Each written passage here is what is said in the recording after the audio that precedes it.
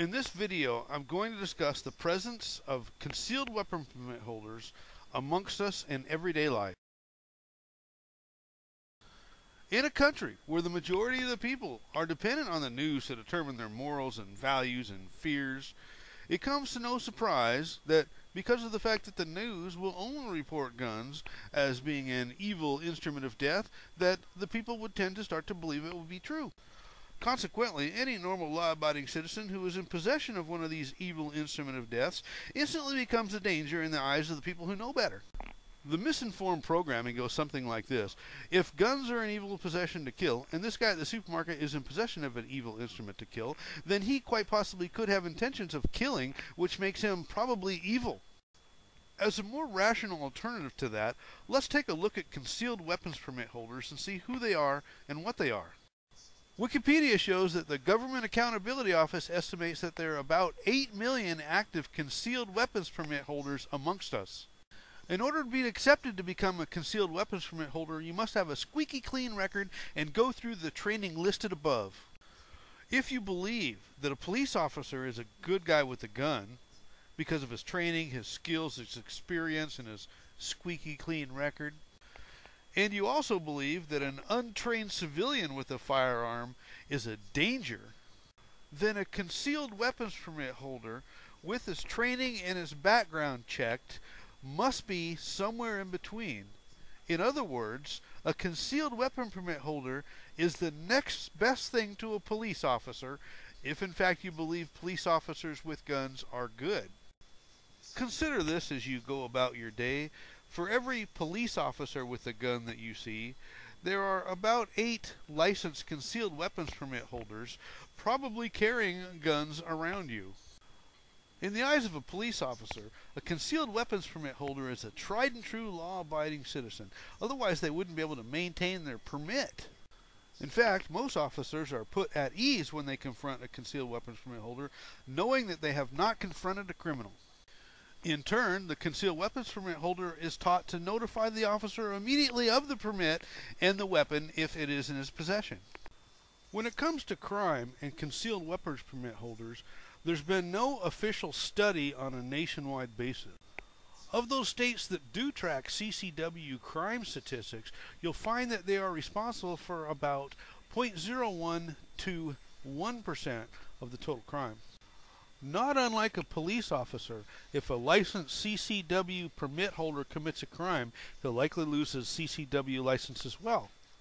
Even with a lack of comparable statistics, one thing is clear. Concealed weapon permit holders are one of the last groups you'll ever tie an increased murder rate to. Because of the fact that concealed weapons permit holders generally have a much lower crime rate than the majority of the population, and because of the fact that they are in possession of firearms, the fanatical anti-gun crowd will often attack them with numerical statistics that have no basis and no source references. Currently, one of the most common tactics used is to get statistics based off of a term called concealed carry, which is very different from concealed carry permit holders. Another technique is to simply use historical data from those people who were allowed to carry concealed but were never issued a concealed carry permit. Let's look at this example in the 1986 right to carry.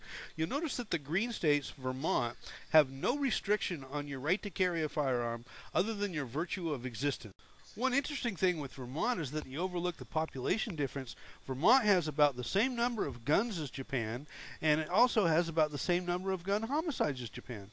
That takes us to the blue states. The blue states are the shell issue states that will issue you a right to carry with the required training and the equivalent of a gun purchase background check. Now those yellow states are the may issue states, and those states are the states that have all the requirements of the blue shall issue with an addition of a good reason why you need to carry. And the red states are the ones that simply say no. Now watch this time-lapse change of how this country is turning from red and yellow to more blue and green. This transformation would explain why CCW permit holders now outnumber police officers 8 to 1. Notice on this chart that if you start in the early 90s, late 80s, when the country started to turn blue, you'll notice that crime has done nothing but decrease. That is a 20-year trend. That is the gun liberation of America as it turns blue with more guns in the hands of the people, more guns in the homes of the people, and more guns available everywhere. We've done nothing but decrease crime for 20 years. Now, there's been 100 theories that correlate to these dates as to why crime has decreased, from global warming to the composition of gasoline. No matter what you believe led to the 20-year decrease in crime, one rock-solid truth cannot be denied, that is, if you are a criminal and you commit a crime, you would rather see this than this. Because this takes away your 5 to 15 minute working timetable before you have to see this. Thanks to this, it's enough to make you change your career. Now, one of the big misconceptions that media pushes is that armed civilians tend to do more harm than good. The media reinforces this misconception by only reporting those events that caused harm. Now, this is mainly true because of the fact that if a gun did avert a crime, there would be no crime to cover, there would be no crime statistics to record, and there would be no story. Now, because of that simple fact, there's no way to compare statistics as to where a gun was good and where a gun was bad. One example of untold thousands of concealed weapons permit holders averting crime took place during the Portland Mall mass shootings, when a concealed weapons permit holder took cover, drew on the shooter noticed he was drew upon, and turned the gun on himself and pulled the trigger. One of the reasons you'll never see a story like this headline the media is because it's just not emotionally stimulating enough to generate enough viewers. One way you might be able to get a perspective on how guns can avert crime is if you put yourself in the shoes of a police officer. It's easy to determine how many times the officer drew his weapon on someone, but it's impossible to know how many crimes were averted by his simple presence and the firearm attached to his belt. Many people who believe that guns can only do harm will argue the fact that the presence of a firearm alone cannot avert crime. Ask some police officers. They'll tell you simply putting their hand on their weapon has averted countless crimes by instantly changing the mind of the potential problem maker. Just because there's no statistics on this, one would have to be very foolish to believe that guns, drawn or undrawn, don't avert more crimes than they cause. To argue against that fact, you would also have to make the claim that any gun shown is a gun fired, which is absolutely ridiculous. Now, oftentimes in the aftermath of shootings, the discussion of concealed weapons permit holders or armed citizens comes up. And in hindsight, the discussion goes something like this. The gun advocates would argue that concealed weapons permit holders could have killed the target before the police arrived, saving more lives.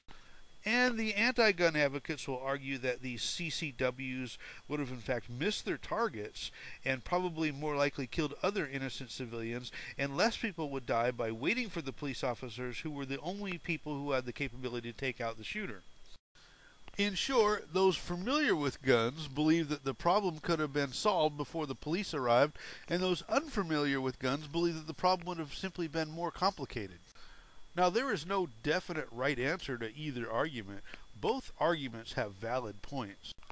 I don't think anybody would argue that the vast majority of police officers are much more capable at dealing with a shootout than your typical concealed weapons permit holder, unless, of course, that concealed weapons permit holder was a off-duty police officer. But regardless of the efficiency, in the end, the concealed weapons permit holders can still get the job done. One might compare an unexpected shooting emergency to an unexpected computer malfunctioning emergency. The computer technician is currently unavailable, just like the police officer is currently unavailable. You do have, however, a computer enthusiast who's been working with computers most of his life right there with you and claims he can remedy the problem, not unlike a concealed weapons permit holder at a shooting. When you don't have the luxury of time and waiting is not an option, the choice should be clear.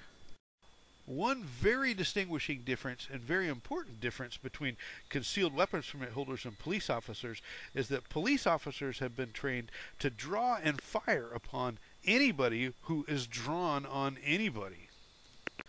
A concealed weapons permit holder, however, has been taught in the required classes to flee rather than fight whenever possible because of the cost of the civil suits. Therefore, they would be much less likely to protect those around them and more likely to protect themselves than a police officer. This flee before fight mentality of the CCW permit holders may have been why the Portland Mall CCW didn't actually engage on the Portland Mall shooter. Regardless of who is right or wrong in this discussion, the one argument that cannot be denied is that those people being shot at or the victims of an attack should have a choice, and that choice is the choice to choose to defend themselves how they wish to defend themselves. That choice of how they wish to defend themselves should come to them by virtue of their existence rather than the decision of somebody else. And that is specifically why it is utterly ludicrous and unacceptable that any person, group, or government should determine whether somebody else carries a firearm.